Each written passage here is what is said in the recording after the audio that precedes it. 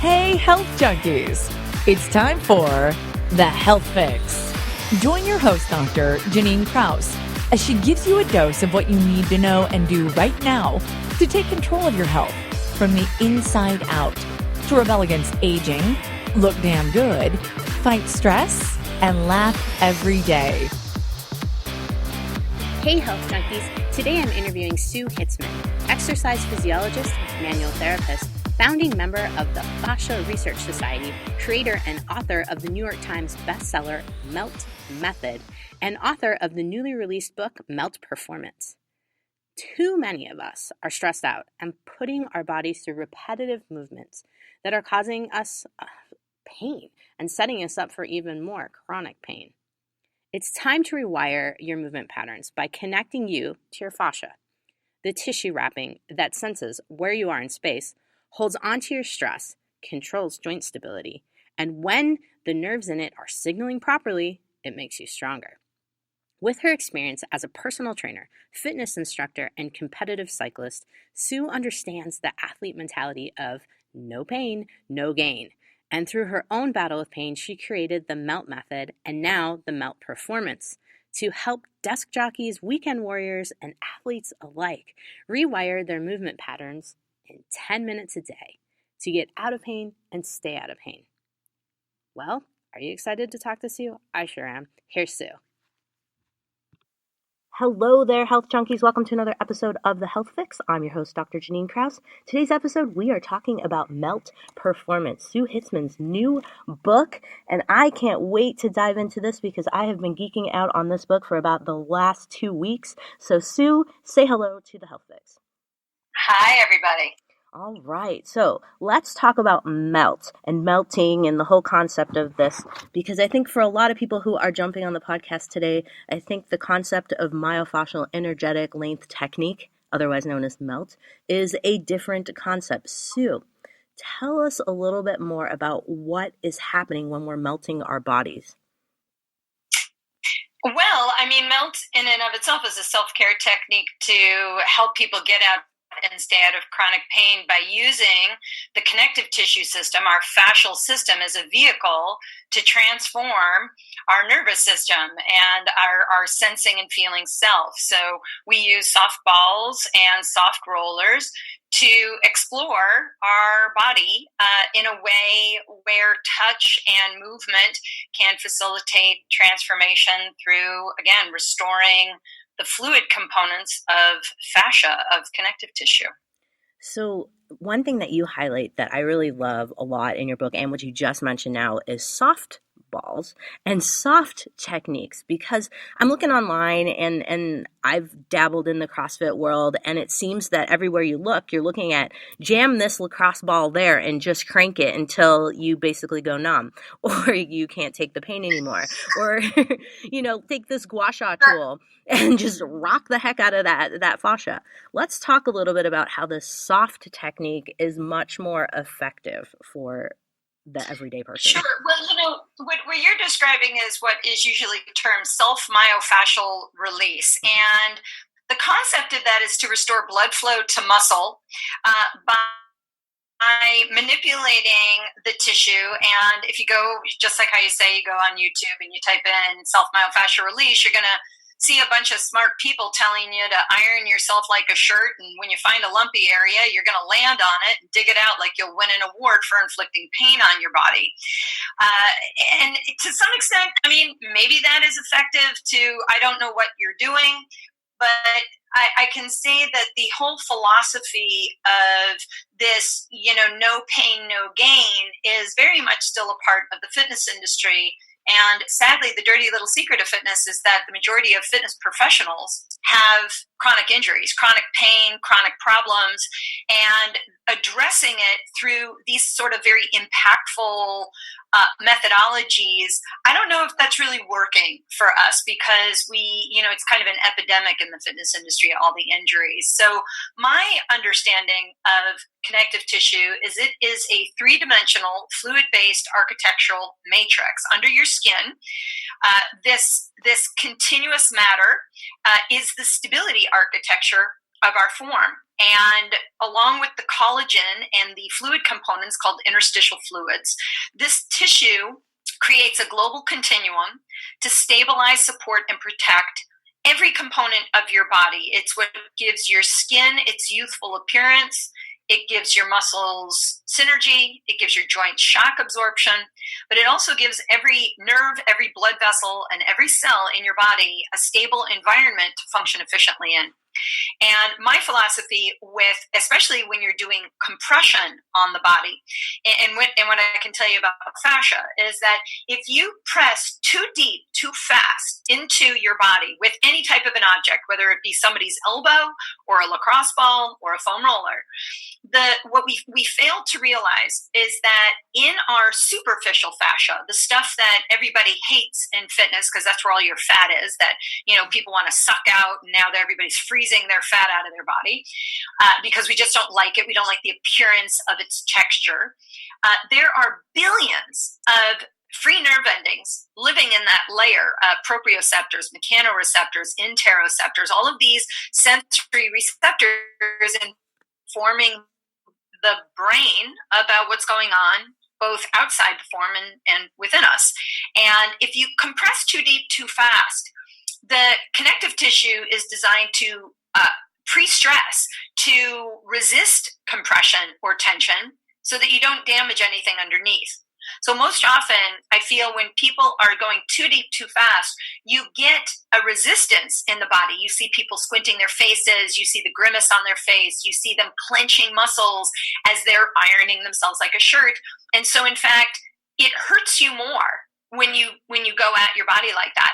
But you may not be getting actually deep at all. And if what you want to do is affect the architecture that stabilizes stuff to improve its functionality, then you need to understand how the entire network works and how you can ease compression in, explore the tissue. In MELT, we call that gliding, to prepare and explore the tissue for any areas that feel sensitive, any areas that feel stiffened or non-compliant to the compression. And then you shear to create mechanical force against the many fibrous layers, if you will, of the tissue from skin to bone. And then you rinse it to draw the fluid flow through the matrix, because the fluid from fascia drives itself through these pre-lymphatic channels into the lymphatic system, which is how we drain toxins and waste and metabolites out of the body. So I feel like MELT is a much more intelligent, intuitive, embodied type of practice, rather than you trying to, take a lump out of your body, or these knots people refer to in their muscles. Instead of focused on eliminating something, what we're doing is repleting, not depleting the body of something. We're trying to restore something, trying to bring something back to its ideal function. And that's really the principle. So I always say MELT's not a myofascial technique, it's a neurofascial technique, where in fact, not just trying to restore fascia's stability, but we're really trying to affect the body's stability. And I mean that on all levels: emotional, chemical, psychological, physiological, because in fact, it's all connected, the nervous system and fascia. So we call it a neurofascial technique, a way to restore neurological efficiency through fascial stability, through restoring the fascial matrix. Oh my gosh. Let's see, where do I begin with this? Well, that was a mouthful. No, it's great, because what you highlighted on in terms of the neurofascial technique, I've found that over time, let's face it, as all practitioners of body work, myself as an acupuncturist, but I also do a lot of body work on my patients.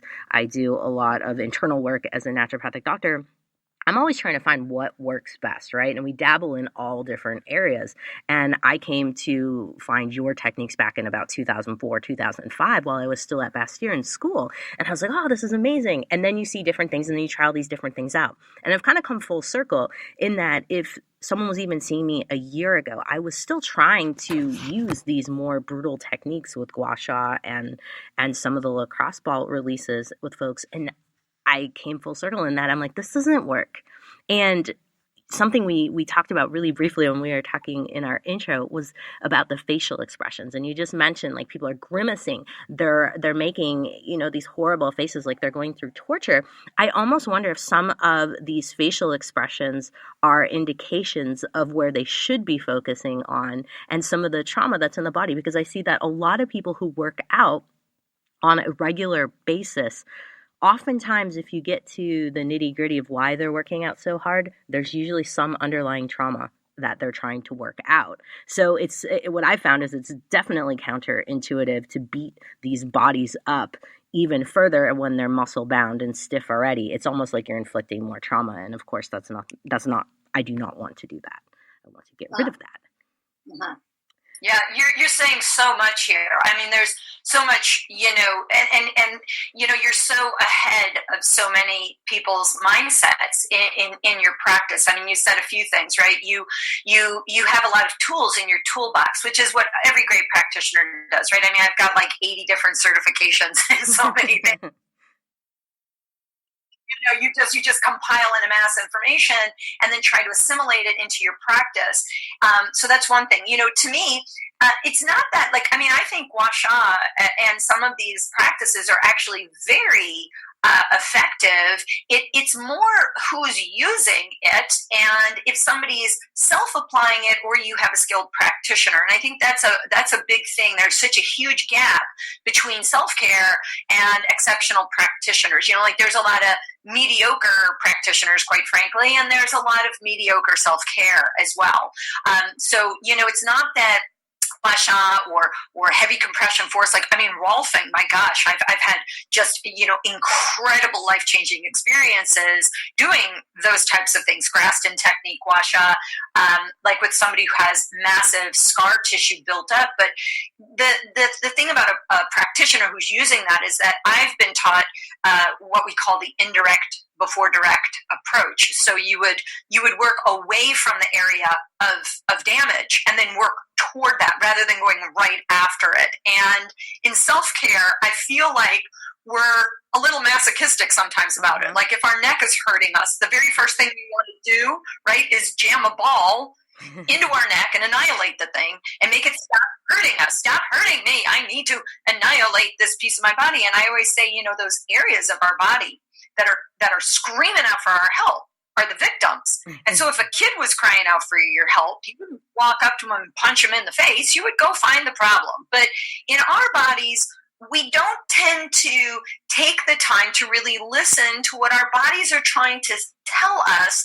And further, we tend to wait until our body is screaming at us at the top of its lungs to take action before we actually go, I think there might be something wrong, right? So what we call that in MELT is we have these pre-pain signals that our body is trying to alert us that, hey, something's not quite right, but we miss those pre-pain signals. And again, we wait, we let them accumulate. And then when it's something,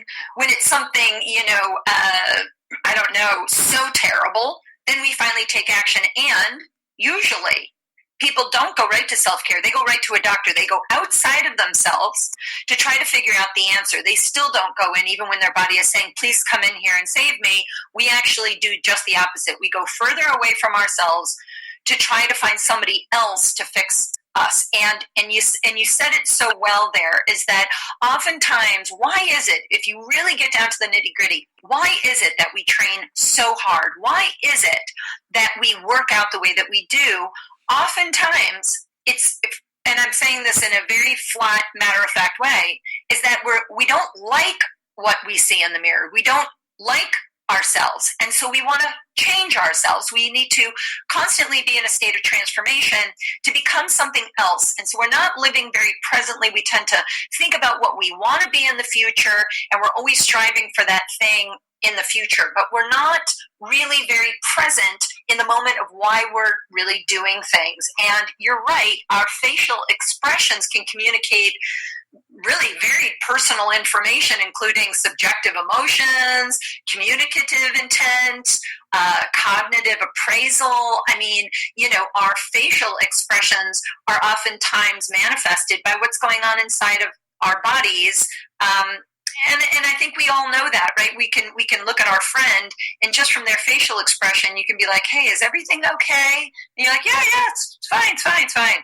Like, you don't look okay. You look like you're frustrated almost. And, on goes this story that your friend finally shares with you because you expressed interest in that facial expression and you connected with them, and out comes whatever the problem is, the story. But, in the net of the net, I think that you're asking great questions like, why are we working out? Why are we doing these things to ourselves? Do we really know what the body is asking us? Have we spent enough time in our bodies understanding what the real problem is? Or are we, like the medical field, very symptom-oriented, focused on symptoms, but never really embodying what might be the cause of us feeling these emotions, drudging up the past, bringing it to the present moment to transform? Why is it we're doing things? And are we really listening to the body's messages, or are we just trying to shut our bodies up by beating it up through these modalities that we're faced with, telling us that this is going to, make us have less cellulite, so I'm going to love myself more in the mirror, or I've got to, train really hard to have big muscles so somebody's going to love me, or whatever it is. That's a real deep piece of why we do all things in life. Why do we do the things that we do? But I think it's a really great question, because I think our fascial system is, again, the stability system of the body. And even on an emotional level, I think that the fascia holds a memory of our past and also carries in it information for future intentions and for our, overall well-being in the future. Absolutely. Absolutely. I see this on a daily basis with patients in my office. In fact, when you were talking, I was thinking about my one fella. He's been in a plane crash. He's been in a couple of terrible car accidents and survived all of this. And his tissue is locked down. It's like beef jerky in there and crunchy and hard to move around. And after each session, I kind of played around in terms of feeling like, okay, should I go soft? Should I go deeper? Should I go, how does he do well with this? And then I started to teach him melt techniques. And the most important one out of all of it, which I want you to talk a little bit more, is the body scan.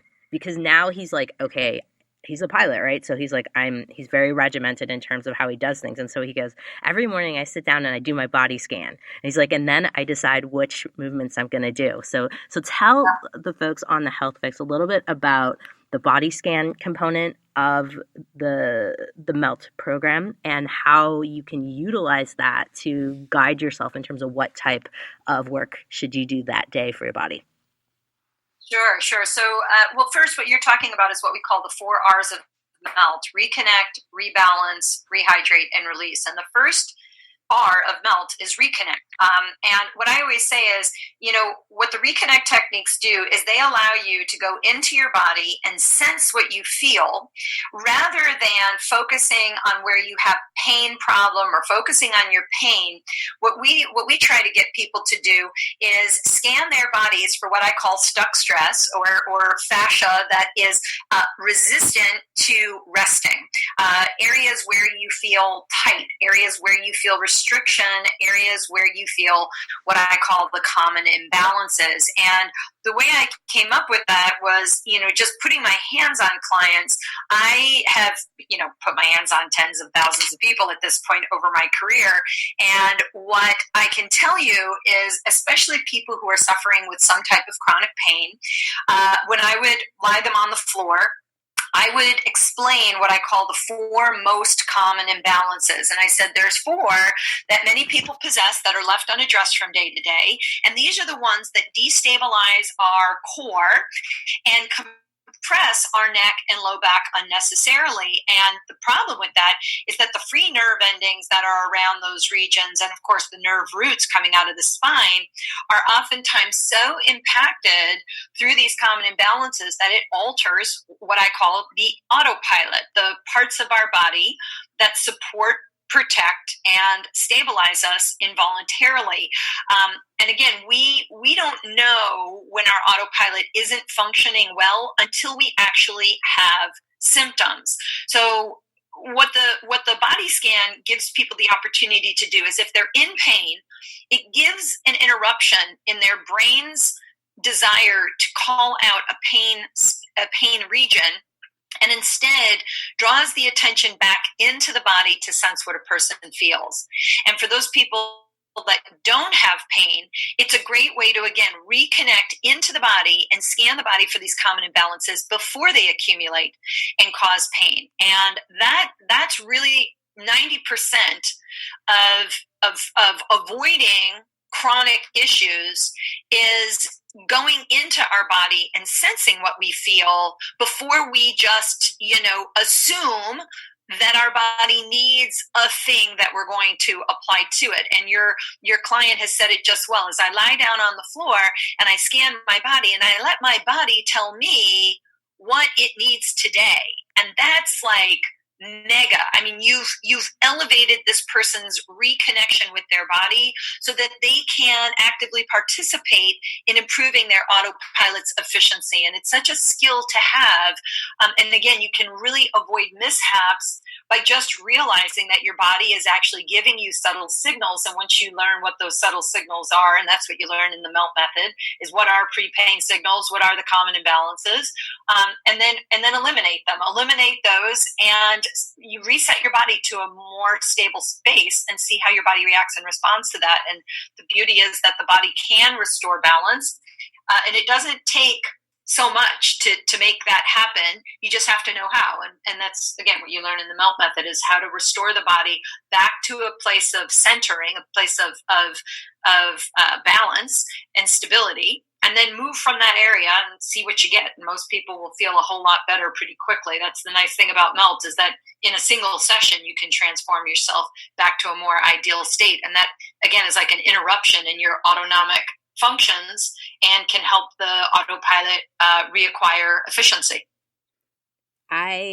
You said it perfectly. I actually did this morning, everybody. So just to give a little proof to Sue's technique here, I actually will start my morning off just lying on the floor and going, all right, what's soft today? And I was feeling my right hip pulling, and I was feeling my right foot at the heel. I'm feeling some Achilles pain. And so I did the body assessment, noticed that, and then I proceeded to work on my feet. I did the performance foot treatment, which, by the way, guys, is in the MELT book, and it's similar to what, if you've been to a physical therapist, it's similar to what basic techniques they would give you for working with plantar fasciitis, if you've ever heard of that, so heel pain. But Sue takes it to a whole nother level, and I'm not kidding you. You do your body assessment, you do the moves that she's talking about, and it's shear, and it's indirect and direct, and we don't have to go into all of that. You guys got to get the book to do that. There you go. We're not giving away all the secrets today. But you go through it, and then you reassess, and I'm not kidding, you feel absolutely different. And you can even reassess in between one side and the other, and you feel absolutely different. And I think one of the things, Sue, that we should talk about with folks here is that the whole concept of muscles, and the concept of, folks coming in and they're super muscle bound, but they're walking stiff, like they're almost carrying buckets, some of these really big buff guys, or even some of the athletes who are muscle bound and they're like, I'm so strong because I've got these strong muscles. But the missing link is that you can have the strongest muscles you want, but they're not stable. And I want you to talk about your stability test in particular with this concept of strong muscles without unstable joints, because I don't know how bad I've failed all of both of your stability tests. But let's talk about these stability tests for a second in terms of muscles and stability. Right. Well, that's just it. Is, muscles are kind of like the dumb jock in the body. They're coming along for the ride no matter what you do, because what basically happens is that your brain is just sending down motor response, motor impulse, and then certain motor units will activate and your muscles contract and you move. And the thing about stability is if you're stable, and I mean that on every level. I mean, I want to say that again. When we're talking about stability, I'm talking about whole body stability: structural, emotional, psychological, chemical, neurological, hormonal, cellular, structural, like the whole kit and caboodle of stability is revolving around the neurofascial system. Those two systems are providing you stability involuntarily without you having to think about it. Now, if you had to think about stability, first of all, like, oh my gosh, I've got to get up out of a chair. How am I going to do that? That's one thing. But then, thinking about movement, really an athlete's not really thinking about how they're moving. Your brain just ignites neurological pathways and it kind of anticipates how you want to move and ignites these motor units and away you go. But the problem with muscle is that you can be as strong as an ox and be neurologically unstable, because what the brain is designed to do when it has what I call like roadblocks, if you really think about how the brain works, neurological pathways are like highways or like super highways. But if there's traffic on the highway, your brain's not going to be like, oh, forget it, we're not moving today. Instead, it just takes a detour and gets on a side street to get you where you want to go in relatively the same amount of time. But the thing is, on the weekends, when you can sleep in because there's no traffic on the highway, by habit, you take the compensation pathways. And so what you basically do is you have compensation for stabilization because your body's going to the path of least resistance. And what it feels like in a body is that you suddenly have to train even harder to get the same results that you got 2 years ago. But now it's like it's harder for you to actually make the gains. And what I try to explain to people is what sometimes we train ourselves into is becoming a very strong dysfunctional body. We actually get better at managing our instability until pain or injury really knocks us down, and then you lose all your short-term gains and you're kind of back to square one. So when it comes to stability can be assessed through a lot of things. Like, if people are listening, and if you just put both feet on the floor and take your right arm and reach it up overhead with your index finger held high, close your eyes and take your left index finger and touch the tip of your right index finger and see if you get right to the tip. And you might actually notice that you miss it. Mm-hmm. And then, right? And if you do it on the other hand, you reach your left arm up and you close your eyes and you reach your right finger up. That one, you might get it, but on the other side, you didn't. And I always say, here's the thing, your finger's attached to you. How come your brain doesn't know where it is? If you think of the joints like satellites, it's almost like as connective tissue becomes dysfunctional, as it becomes out of balance in its fluid state, in its three-dimensional, what we call tensegrity architecture, its ability to manage tension and compression through the whole matrix, it's like the satellites go down. So it's kind of like having interference, like when you go underground with your phone and suddenly you can't get a connection. It's kind of that same thing. You don't not get something, it's not a clear signal. And that's kind of happening for a lot of people. And especially in the fitness industry, this is how we get injured. And most of the injuries in fitness are in fact not acute traumas, right? Like sometimes they are, like a football player getting tackled and breaking their neck. Okay, that's an acute trauma. You know exactly what happened. There was a tackle, you fell wrong, whatever, you break a bone, there it is. But most injuries in fitness are caused by something I call sudden chronic pain. It's like you did the same down dog you've done 10,000 times. You do the same deadlift, the same Olympic lift, the same pull up, the same whatever. But this time your shoulder pops or your hamstring goes or you get a spasm in your back. And the thing is, like, it's the same thing. It seems like an acute thing because it happened right. You know exactly what happened. You can tell somebody, but doing a down dog isn't a traumatic event. Doing a deadlift isn't an acute trauma, right? But the accumulative stress in the body, it's just time over tension overload, and then finally something goes. But again, before that moment, you actually had all sorts of messages that your body, I'll guarantee, was telling you, and you just ignored it and pushed yourself through those imbalances because you just didn't know that you should get rid of it. You just figured, I'm just going to keep, no pain, no gain, man. If my back's hurting me, if my back's not hurting me, I'm not doing enough. And it's just, it's a mentality kind of a shift that we need to take to learn to test our stability and not wait for instability to stop us in our tracks and again lose all the short-term gains, and then you're kind of just back to square one, you're gaining weight, you hate yourself, and then you're frustrated because it takes you so long to recover, because the system that recovers you, the healing system, is the fascial system in your nervous system. Those are the systems that heal you, not your muscles. Your muscles have never healed a thing. So, we just don't know, I don't think, enough about the human body, especially in the fitness industry. We don't know enough about embryology or physiology, really, in fitness. People just know that, bending my elbow with a weight in my hand is going to make my bicep bigger. But that's not a very whole body philosophy. It's very segmental, and I think a lot of people are segmentally flexible, like yogis. They're very hypermobile in their joints, but their muscles actually don't have nice elasticity. And with bodybuilders, we tend to get really locked tight, and that throws our own structure off in these odd ways, and we cause strain in, again, the fibrous elements that stabilize us until, we blow a disc out in our back. It's just a mindset thing. I think we just need to change our mind about what fitness is, and what healthy is. And, just realize that if an instability and compensation persist, pain or whatever you want to call it, an unpleasant feeling, is almost always the result. It's just what happens.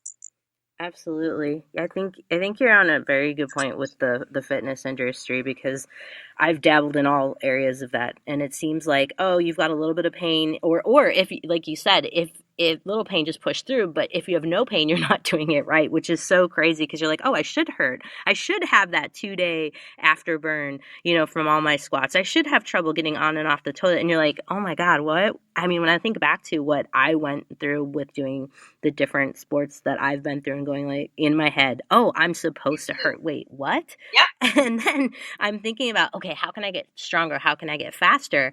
And looking at the data that you have in terms of the one lifter, and his bench press was absolutely stronger when you did some of the stability work with him. I'm like, if I could get some of my Olympic lifters and some of my CrossFitters to understand this stability and rewiring concept, I think we'd have people who are a heck of a lot stronger, maybe even superhuman, if we could get this connection going. I agree. Here's the words. I hope everybody's going to listen to this, right? I got 4 words for you. Prepare, perform, restore, repeat. I'm going to say it again. Prepare, perform, then restore, and repeat. Because here's the thing. If you learn to prepare your nervous system and your connective tissue, and then you perform whatever it is you're going to do, and you just go and do that thing, doesn't matter what it is, your routine, your training, whatever, and then you give back to the tissue, you restore it. If you do that and then you repeat that cycle, you will spend so much less time repairing your body and recovering from your performance, so that you can actually make the gains that you want, because you're repleting your body, you're putting it back. And so what melt can become for a lot of people is prehab, so they don't need rehab. It's a mindset thing. And I keep hearing in today's day and age that there's this brand new thing in fitness called recovery. And I was like, what? Recovery training is a whole new thing. And I'm like, I feel like I have gone to the land of fairies. Is this a new idea? But that's it. Why do we need recovery programs and these repair kind of programs? Is because we're messing people up with the philosophies of fitness, because it hasn't really changed very much from the bodybuilding mentality of the 1970s when I grew up. I mean, what epitomized health and wellness were people like Jack LaLanne and Jane Fonda. But we know so much more, because technology is allowing us to understand DNA and neurotransmitters and the gut and microbiomes and all these things, but it hasn't filtered into the constructs of the fitness industry enough to really land for the people that are really needing it. But I'm telling you, if you prepare your body and you understand how to prepare fascia and your nervous system for performance, and then you restore the neurofascial system after you train, you are invariably going to spend a lot less time repairing and recovering from anything, because you're going to get injured a whole lot less, and meaning the quality of stability is going to be more accurate and precise in your body's natural healing mechanisms, because our body is designed to heal, right, is going to be functioning more efficiently. So health, according to MELT, according to me, a healthy body is one where all systems effortlessly connect, support, and maintain balance. So if you're managing chronic pain, you're not healthy. You've lost some of the quality of your health system.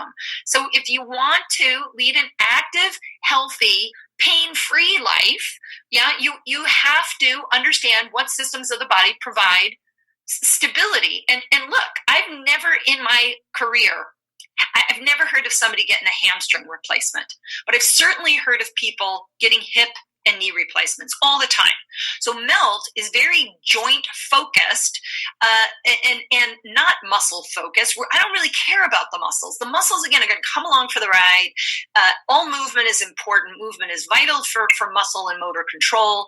But if what you want to do is acquire a more stable, healthful existence, you've got to go into your body and understand more about the nervous system and connective tissue, fascia. And again, that's why since, 2004, when I first started really presenting fascia in the fitness industry, in the conventions, I had been a fitness presenter for years before that. But in 2004, I was so excited to share this in the fitness industry. And I just remember some lady in the audience saying to me, you can't exercise your fascia. And I was like, oh my God, you guys have missed me entirely. I'm not telling you to exercise your fascia. I'm telling you to know how to care for it. It's not about exercising it. It's about enhancing its function, its architecture. And again, that's the beauty of MELT is, again, I'm a geek on neurofascial science, right? But I've had this burning desire to simplify this information down so that anybody at any age could read a book and actually understand some of the important components, the relevant components of the nervous system, the sensory nervous system and the autonomic nervous system and the regulators of stress, repair, and digestion in a super simple way, and understand fascia on both a structural level, on its architecture, as well as how it functions, and all of the roles it provides to help us thrive in good health for a lifetime. That's my goal as a practitioner, is to share that information and the most cutting edge information that's come out from the fascial research community, which I'm happy to be a part of for 2 decades here. Yeah, you even went to the conference that I was dying to go through to in Germany last year. I was like, oh man, I wish that I could have been there. Oh, sure. Oh man, it's good stuff. But let's kind of sum up for folks. You basically just summed up really well what the MELT Performance Book does for folks. And let's take it to the other level, because you also have MELT on demand online. Because one of the big things I hear from a lot of patients is, okay, there's a book and the book kind of explains to me what to do, but I can't take you home with me and tell me what to do at 10 o'clock at night when I'm doing this right before bed. So tell us how the MELT on-demand program works for folks to kind of help support the book, but also to help with education in terms of reinforcing that folks are doing things right. Because I do find a lot of people in my practice, just if they can't seem to get it right at home or in my office, they just want to quit. And I keep trying to explain that this isn't a process that you're going to get it right the first time. It takes, you're building the stability. So let's talk about that a little. Okay, well, first of all, just remember that self-care is a discipline. It's a practice. So self-care needs to be kind of like brushing your teeth. You're brushing your teeth today so that people can stand your breath, but you're also brushing your teeth today and tomorrow to prevent tooth decay tomorrow and into the future. So we are doing things today to help, in a sense, prevent things from going wrong in the future. And it does take daily self-care practice to be able to acquire that. Now, on the side of the book, I just realized, like, a lot of people, in fact, I hate to say this, don't read books. They get a lot of information just from social media. They don't read a book cover to cover. It's bizarre to me. But a book will give you the rich background and a deeper understanding of what MELT performance is and how to apply it to your daily self-care practice. But you're right. One of the things that happened for me for many years, I would give my clients homework, and then they would go home and they would say, I can't remember how to do it. And that doesn't happen anymore, thank goodness, because I created MELT on Demand. And what it is a streaming platform that people can go to. And like in the MELT Performance book, there are moves, sequences, and maps. And the moves are one at a time. There's tutorials on MELT on Demand. Move by move, you can learn how to do each technique and learn the secret of how to improve stability. And the whole secret of doing MELT performance is focusing on what's staying stable the moment before you move, and to drift your mind away from what's moving and focus on what's staying stable. That's how you alter neural pathways in general. It's a trick. It's like a Jedi mind trick in your brain, is what I always say. You're forcing your brain into going off the side street, and you're forcing it to get back on the highway and stop taking a detour. And it's all just a kind of a mind game. But once you know how to do it, it works. So I created these tutorials. Then there's sequences, which is combining a number of moves in a sequence to yield a specific result. So, for example, if you had neck problems, I might instruct you to do the upper body rehydrate sequence, and then a hand treatment, and then a neck release sequence, 1, 2, 3 in that order, to yield a decompression to the cervical spine to see if you could take some of the tension away from the area that's hurting you. And then we have maps, and I create maps in 3 categories: lifestyle, pain, and performance. So the lifestyle maps are for people like the desk jockey. You can, if you're sitting at the desk all day long, I have like maps like MELT for the desk sentence, or MELT for sleeping booty, like things that are the hazards of your daily life and how to eliminate that from your daily life. Then we have pain maps. So if you had neck pain, shoulder pain, hip pain, wrist pain, carpal tunnel syndrome, an actual diagnosed problem, we also have maps specific to those types of issues. And then we also have performance maps. So we have prep maps, preparation maps that might be 10 minutes long to prepare the body for activity. And then we also have restore maps. And these are like on your recovery days, on your days off, after you've trained, where you want to bring restoration back to the body. You can learn how to do those kind of maps. So we have MELT for basketball, MELT for tennis, MELT for golf, MELT for soccer, MELT for gymnasts, whatever. And so people can learn it that way as well. And every single week I put out a new video, whether it's a map or a sequence or a technique tutorial. And the beauty of that is that it keeps people in the process of continuously learning how to care for their bodies every single day. And MELT in the app is it's kind of broken down into its own categories, and the best category is the getting started category. So somebody can go to the getting started category and be walked through the process of the 4 R's of MELT and the 2 R's of neurostrength, and then to learn the techniques, and then to learn the moves, and then to learn the sequences, and then learn the maps. And so it's a real step-by-step protocol that you can take at your own pace and continuously grow a very rich understanding of a self-care practice that you can carry and use for your whole life. I mean, we have young kids doing MELT who are, 8, 9, 10 years old, who have emotional distress or like ADD or ADHD. We have young athletes who are trying to get into the Olympics who do MELT. We've got, just the weekend warriors, and of course the older adults who are looking to avoid a hip replacement and things of that nature. There's maps for everybody, and I've treated, thousands of different types of disorders. And so, I just am continuously adding maps to the platform so that people can continuously grow their self-care practice and enrich their lives with something that they can carry through until they're, old and don't care about anything anymore. Oh my goodness.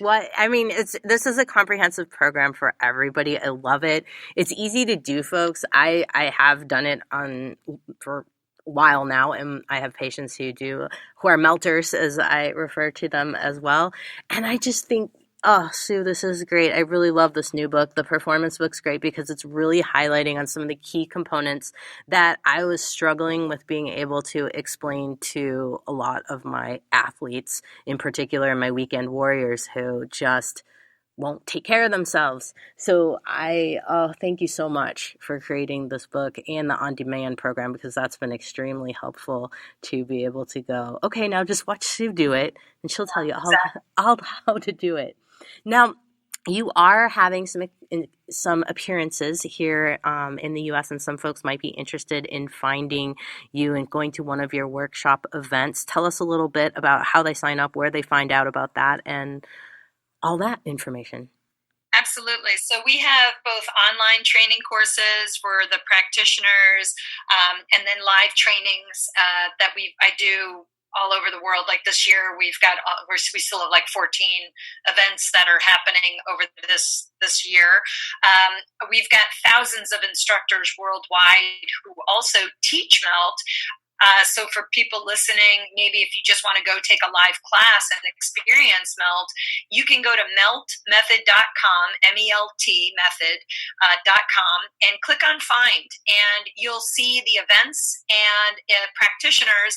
If you just put your zip code in, you'll see if there's any instructors who are doing events or classes. There's lots of intro events happening, and I'm actually heading back to New York, and I'll be there for part of the summer. We've got a 7-day intensive coming up in Utah for practitioners that could take the 7-day course and get fully trained in melt in 7 days. And we've got retreats in Utah this summer, at 1440 in California in October. We'll be in Costa Rica in December.